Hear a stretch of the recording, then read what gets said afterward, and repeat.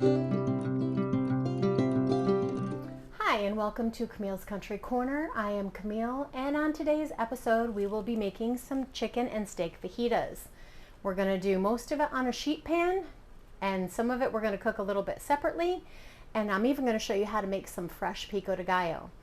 All right, let's get started. But first, don't forget to hit that subscribe button. Definitely hit that like button. All right, let's get started. For our fajitas, you will need some chicken. I've got 2 breasts there. I have some steak. I'm using ribeye. I just marinated both of them in the mojito lime grill mates, but you can marinate them in anything you choose. Of course, you need some tortillas because we're making fajitas. And we have some assorted veggies that we will be throwing on the sheet tray and also making some pico. All right, let's put this together.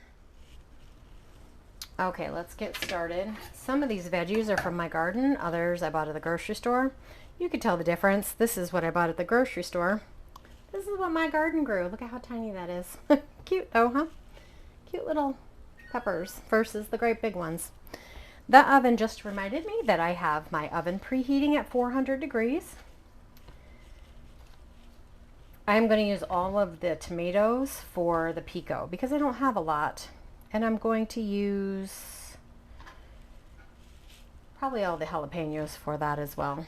I have a couple of green tomatoes because my vine broke. So literally I'm just going to use some peppers and some onions to put inside of our fajitas. You can use any assorted vegetables for this. You can use squash, you can use tomatoes, pretty much any veggies you like to put inside of your fajitas. This has a lot of seeds in it. Dump those real quick.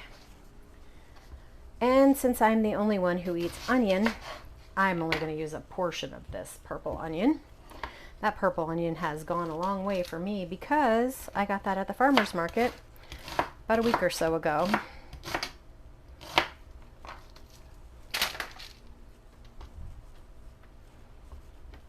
All right, I'm just cutting my veggies into strips because they will fit into our taco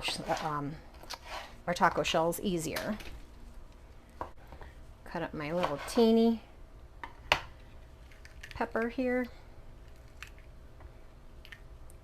All of the peppers in my garden were supposed to be red. That one is yellow. This one started to turn red, but it was ready to be picked. It kind of fell right off the vine. My poor garden is coming to the end. I'm afraid all of my watermelon and my butternut squash are not going to make it. And I do have a lot of herbs, and I have strawberries coming on again. That's quite exciting. But my watermelon, I was really excited about that. I'm hoping I get something out of that. But yes, I'm just rambling.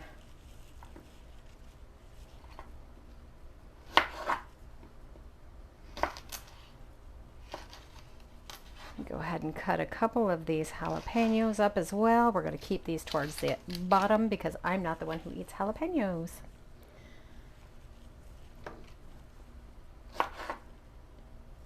And I'm leaving the seeds in them. They don't smell spicy.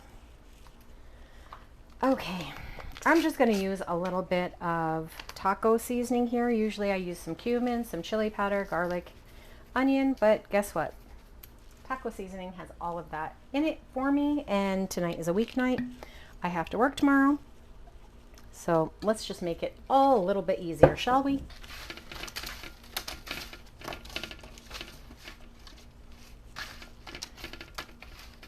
Okay, everything is going in the oven for about 30 minutes. I might check these vegetables after about 20. Okay, bring you back in 30 minutes. Actually, in the meantime, I'll show you how I make the pico. All right, let me show you how I make pico. So I literally just have picked these tomatoes from my garden. We're just going to cut them a little bit so the food processor can do the rest of the work for us. Usually I make a bigger batch, but I didn't have that many tomatoes today. So we will make what we can. I'm just using Roma tomatoes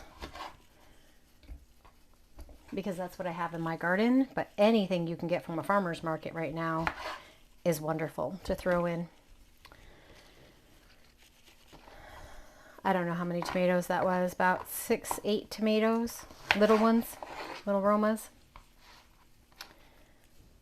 And then I have 4, 5 scallions here. These are from the grocery store. I did not grow these. Well, I did grow some, but mine weren't the best.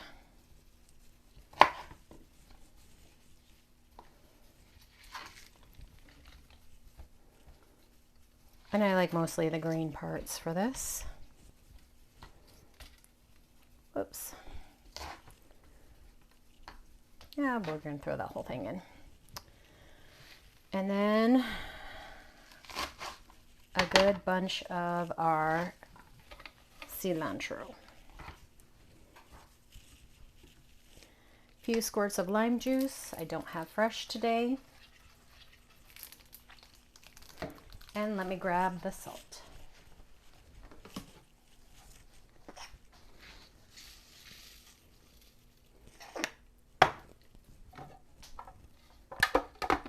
A few pulses and it will be ready. That was a lot of noise. Let me grab a spoon and try it. Usually I have the chips out. I didn't do that.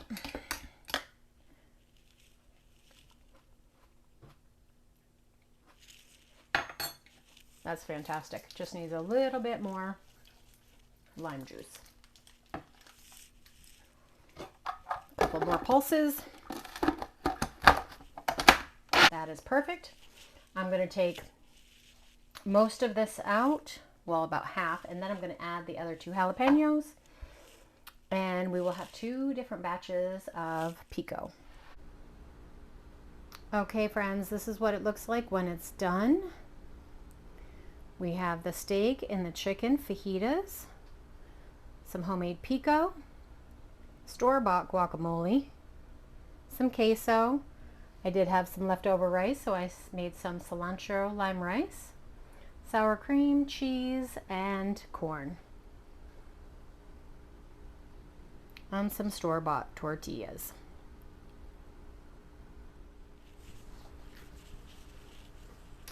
All right, guys, you can make this dinner in about 30 minutes, maybe a little bit longer with some help from the grocery store, and most of it homemade. Definitely cheaper than takeout and healthier for you as well because you know what went into it. All right, I am going to go ahead and dig in and we're going to have our dinner. I hope you make this, and if you do, please comment below on what you put in your fajitas. Don't forget to hit that subscribe button. Definitely hit the like, and we'll catch you on the next one. Thanks for stopping by here today.